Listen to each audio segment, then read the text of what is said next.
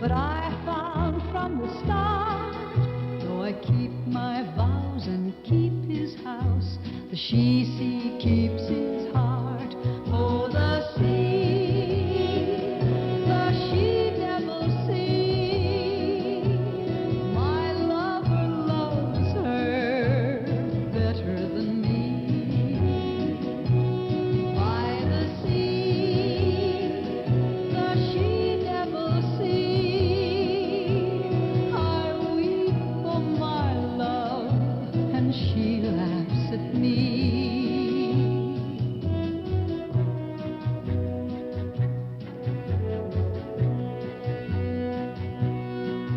Sometimes when he's sleeping in my arms, I hear the jealousy raging and wild. She raves and storms because he's here with me. And as he wakes, I kiss his lips, and his desire I stir. But with the dawn, he'll soon be gone, and he'll go back to her, to the sea, that she-devil sea. My lover loves her better than me. By the sea, the she-devil sea, I weep for my love, and she laughs at me. She laughs at me. The sea laughs at me.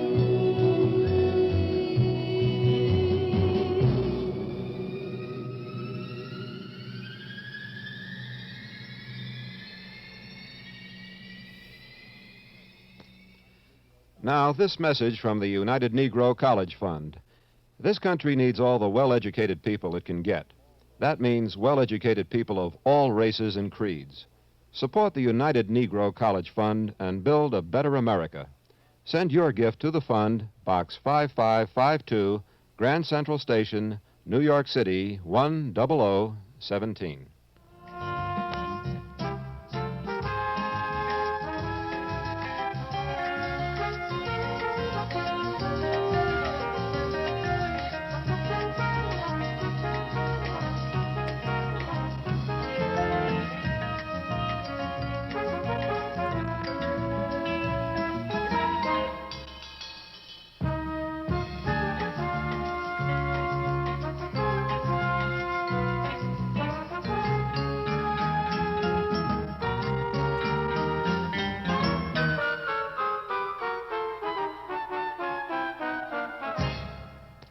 You're listening to Monitor 67, your weekend companion for news, sports, music, and comedy, wherever you are, at home or in your car, anywhere in the USA. In Philadelphia, our friends hear us on WPEN, Radio 95, Philadelphia's NBC station with Personality Plus. Now, let's have a word from our NBC stations all across the country, then more of Monitor. My name, Steve White. Monitor, with pleasant sound and interesting guests on the NBC Radio Network. At 8:05 this evening on Second Sunday Series, Famine, the Worldwide Hunger Problem.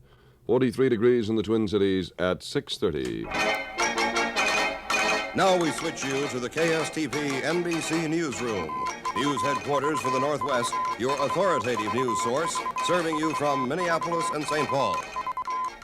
This is Stan Turner, KSTP News, Minneapolis, St. Paul, presented by the 9 offices of Twin City Federal, where safety always comes first and the return is always generous. The threat of another Minneapolis cab strike has ended with a contract settlement late this afternoon between union and management representing some 100 drivers of the Red and White Cab Company. The cabbies were reportedly granted a contract similar to the one that resolved a month-long strike among drivers of Yellow and Blue and White companies earlier this year. The owner of Admiral Merchants, the largest trucking firm based here in the Twin Cities, today indicated his carrier fleet will operate as usual in spite of the nationwide truckers' lockout against the Teamsters Union. Robert Short, whose company employs about 1,000 persons, says he is not a member of Trucking Employers Incorporated, that he has received no communications from them, and that as far as he knows, his company will not shut down. The possibility of a major transportation tie-up looms in Wisconsin's largest city tonight. Here's that story from correspondent Ron Thompson at station WOKY in Milwaukee. A bus strike still threatens Milwaukee area residents, but Milwaukee Transport Company officials say their meeting with union representatives of the firm's employees is an attempt to avert the walkout action. The president of the local of the Amalgamated Transport Union, John Conrad Jr., says they will meet all the way up to strike deadline to work out the contract. The strike is set for early tomorrow morning. Ron Thompson in Milwaukee for KSTP News. Barring more heavy rainfall, the Mississippi River flood picture for the coming week shows continued sign of improvement. According to Weather Bureau hydrologist Joseph Strube, the river's crest promises to move further downstream from its present point near Lansing, Iowa. Upstream, however, the river level may climb near Brainerd, where close to an inch of rain fell last night. But a similar downpour at Red Wing is not expected to reverse the river's downward trend in that area. The body of a Pine City man who apparently fell asleep while smoking was found by firemen this noon near a smoldering chair in the victim's home. He was identified as 57-year-old Harry Placell. In other news, Minnesota traffic accidents have claimed a total of 5 lives so far this weekend. Latest fatalities are 21-year-old Richard Polson of Fulda, 21-year-old James Gleiss of Slayton, and 19-year-old Dwayne Gleiss of Lake Wilson. And an out-of-state mishap has resulted in the death of a former Montevideo man. 23-year-old Terry Montaigne died early today in a one-car crash near Watertown, South Dakota. The formation of a so-called Committee of 12 for bringing copper-nickel to Minnesota has been announced by a group of northwestern Minnesota businessmen. Chairman Robert Mars, Jr., says the committee's basic function is to publicize the mining of copper-nickel as a new industry for the state. At present here in the Twin Cities, we have 43 degrees. It's 27 minutes before 7. We'll have more news in just a moment. Twin City Federal. Twin City Federal. Twin City Federal.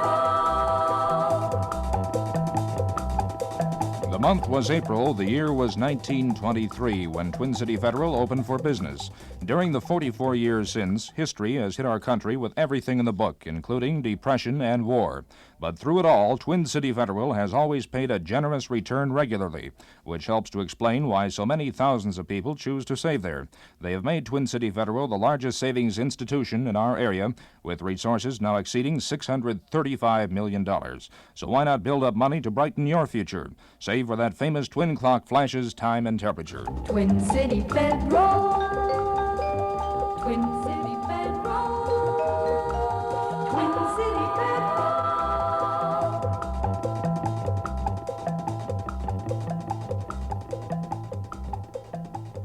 Topping the world news at this hour, in a massive 3,000-page final investigation report, an official review board has sharply criticized the Apollo space team. It is accused of poor management of failing to protect the safety of astronauts in the Apollo spaceship tragedy after an exhaustive 7-week study. Congressional reaction to the Apollo report has been strong. Democratic Representative Olin Teague of Texas, chairman of a subcommittee which starts a week-long study of the tragedy tomorrow, said some of the errors disclosed are what he calls unbelievable. On to the weather now. In brief, for the Twin Cities and vicinity, the weatherman calling for mostly fair skies through tomorrow, much colder temperatures tonight and a bit colder even tomorrow, fair to partly cloudy and warming up tomorrow evening and on Tuesday.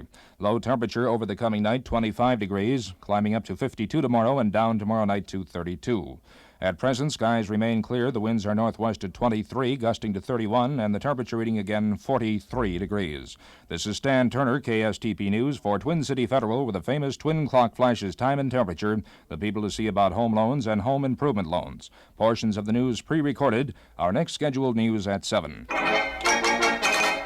This has been a presentation of KSTP News, your complete news source, serving you from Minneapolis, St. Paul.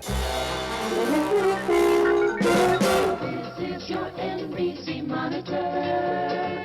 This is your NBC monitor. This is your station, the pulse of the nation. It's NBC. And this is Steve White for Monitor 67, where comedian Shelley Berman will be around shortly to demonstrate how a man's whole lunch hour can be ruined if he's too observant or has too much imagination. First, Monitor music. Here's Sergio Mendes and Brazil 66 with a bit of Latin rhythm, For Me. Hey, there's a...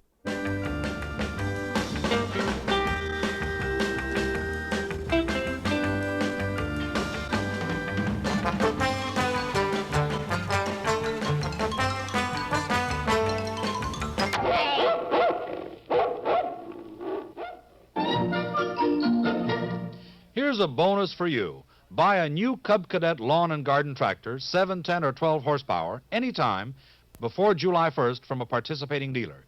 You'll get an International Rotary mower free.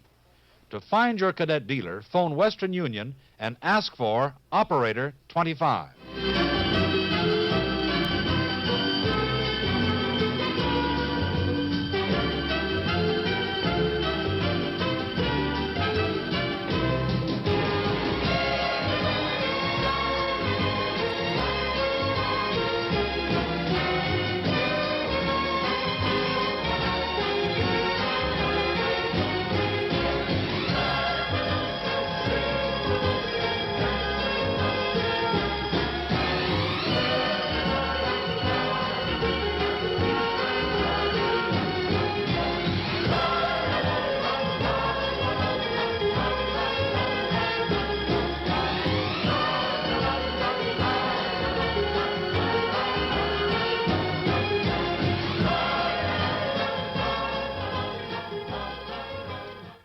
Darling by Don Costa on Monitor 67, the best weekend sound around.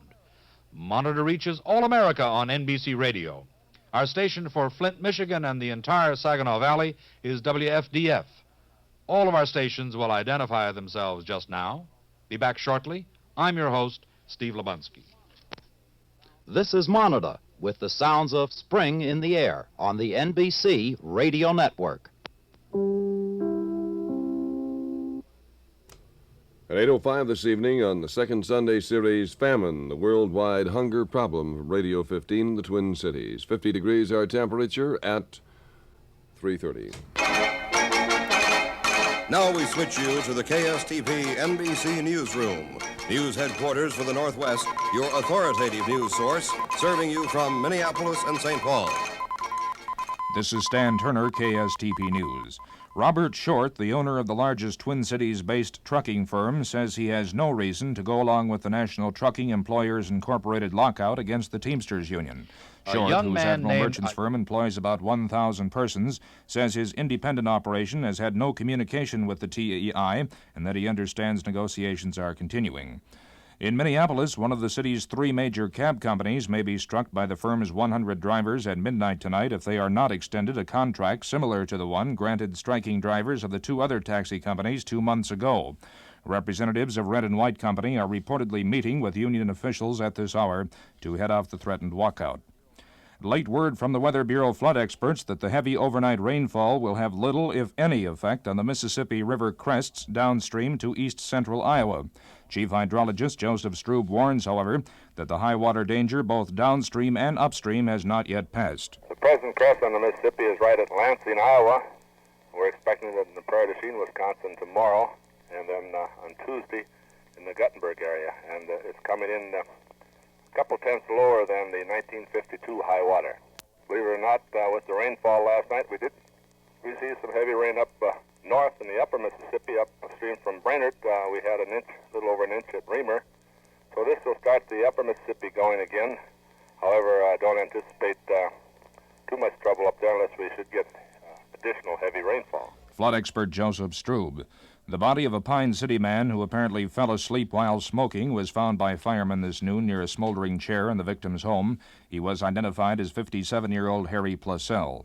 At least 5 Minnesotans have fallen victim to state highway accidents this weekend. Latest to die are 21-year-old Richard Polson of Fulda, 21-year-old James Gleiss of Slayton, and 19-year-old Dwayne Gleiss of Lake Wilson, all killed in a 2-car pileup last night near Slayton. A dozen northeastern Minnesota business and professional men have announced the formation of a so-called Committee of 12 for bringing copper-nickel to Minnesota. The committee's sole function is to publicize the mining of copper-nickel as a new industry for the state, this according to Chairman Robert S. Mars, Jr. Mars said more than 12,000 letters have been distributed in the state asking persons receiving the letters to write their legislators. Mars said the committee will raise no money nor form any elaborate organization. Minnesota DFL Chairman George Farr has blasted Governor Harold Levander for, quote, undermining the basic principle of separation of powers between the executive and legislature in reorganizing the Conservation Department. Farr, in a prepared statement, called the Republican disagreement in the legislature over the proposed revamping, quote, the most recent demonstration of the ineptitude of Republican Governor Harold Levander, unquote. At present here in the Twin Cities, we have 50 degrees. It's 27 minutes before 4. Topping the world news at this hour, Viet Cong terror squads have been busy in the second round of Sunday voting in South Vietnamese village elections. The Communists killed one candidate, kidnapped 2 others, shelled a polling place, and blew up 2 bridges. However, despite these intimidation attempts, the voter turnout is reported higher than last week's first round. The weekend brought an increase in the tempo of the Vietnam War. There were intensified aerial attacks on North Vietnam, while Navy patrols shelled Communist barge traffic, and there was sharp ground fighting in South Vietnam. Negotiations have resumed in the AFTRA strike against the 3 major radio-television networks. AFTRA's executive director, Donald Conway, said there is a possibility of a settlement today. He made that comment in answer to a newsman's question, but he added that he is neither hopeful nor despondent over the progress of talks. It was 25 years ago today that Bataan fell. At the time, many Americans were prodded through the streets of Manila by Japanese guns. And now, in commemoration, more than 100 American World War II veterans have again marched through Manila.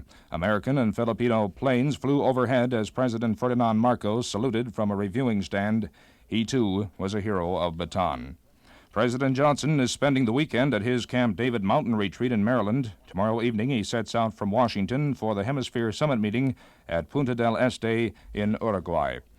On to the weather now. In brief, for the Twin Cities and vicinity, the forecasters calling for decreasing cloudiness this afternoon and becoming fair to partly cloudy tonight and tomorrow. Cooler tonight, otherwise no major change in temperature through tomorrow. Northerly winds 15 to 25 miles per hour, decreasing tonight. The chance of rain, by the way, less than 5% through tomorrow. The high temperature for the remainder of today in the low 60s, down tonight to 30 and back up tomorrow to 55. At present, skies remain clear. The winds are picking up now. They're from the northwest at 23, blowing at times to 34. Barometer rising from 29.88 inches, humidity 42%, and the temperature reading once again 50 degrees. This is Stan Turner, KSTP News. Portions pre-recorded. Our next scheduled news at 4. This has been a presentation of KSTP News, your complete news source, serving you from Minneapolis, St. Paul.